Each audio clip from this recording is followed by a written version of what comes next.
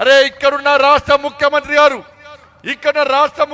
గారు మనం చెప్తున్నారు పాకిస్తాన్ ముక్కలు చేసింది ఇందిరాగాంధీ, పాకిస్తాన్ ముక్కలు చేసింది కాంగ్రెస్ పార్టీ అని చెప్తున్నటువంటి ఇవాళ రేవంత్ రెడ్డి గారు ఇలా పాకిస్తాన్ ముక్కలు చేసిన ప్రభుత్వం పార్టీ మీదైతే పక్కనే ఉన్న పీఓకేను ఎందుకు స్వాధీనం చేసుకోలేదు మీ కాంగ్రెస్ పార్టీ చెప్పాల్సిన బాధ్యత రాకూడదు రేవంత్ రెడ్డి గారు.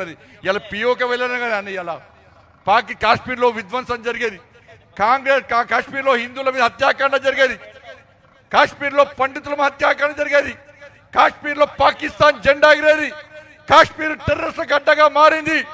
ఇవన్నిటి పీఓకే వెళ్ళవలనా వాళ్ళ కాంగ్రెస్ పార్టీ ఆ రోజు పీఓకేను ఎందుకు స్వాధీనం చేసుకోలేదో చెప్పాల్సిన బాధ్యత. అంతెందుకన్నా హైదరాబాద్లో రోహింగ్యాలు కూడా పంపలేని దౌర్భాగ్య స్థితిలో ఇలా కాంగ్రెస్ పార్టీ తెలంగాణ రాష్ట్రంలో ఉంది.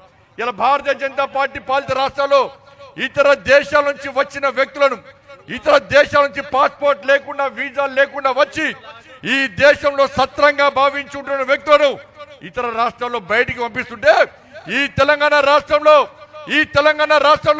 కనీసం వాళ్ళ గురించి పట్టించుకోకుండా వాళ్ళను బయటికి పంపే ప్రయత్నం చేయకుండా తూతూ మంత్రంగా వ్యవహరిస్తున్నటువంటి కాంగ్రెస్ పార్టీ ప్రభుత్వం ఇవాళ తెలంగాణ రాష్ట్ర ప్రజలకు సమాధానం చెప్పాలి. ఎందుకు ఇక్కడ పాస్పోర్ట్ వీసాలు లేకుండా ఉన్నటువంటి రోహింగ్యాలను ఈ దేశం నుంచి రాష్ట్రం నుంచి పంపించలేకపోతున్నారు? దాంతో పాటు వాళ్ళను బామర్దు లెక్క, సొంత ఇంటి అల్లుని లెక్క ఇలా షెల్టర్లు ఇచ్చి పెంచి పోషిస్తున్న ప్రభుత్వం గతంలో బీఆర్ఎస్ పార్టీ ప్రభుత్వం, ఇప్పటి కాంగ్రెస్ పార్టీ ప్రభుత్వం అన్న విషయాన్ని గుర్తుంచుకోండి.